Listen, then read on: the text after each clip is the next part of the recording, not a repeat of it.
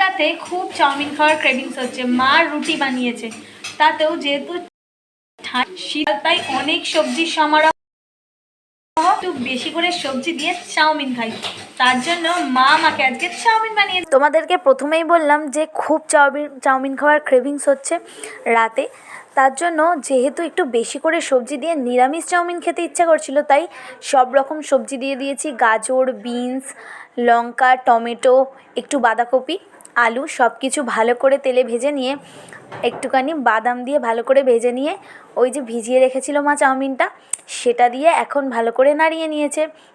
আর special যেটা দিয়েছে, ওপর থেকে একটু নুন দিয়ে দিয়েছে, আর একটু ম্যাগি মশলা আর একটু লেবুর রস দিয়ে দিয়েছে।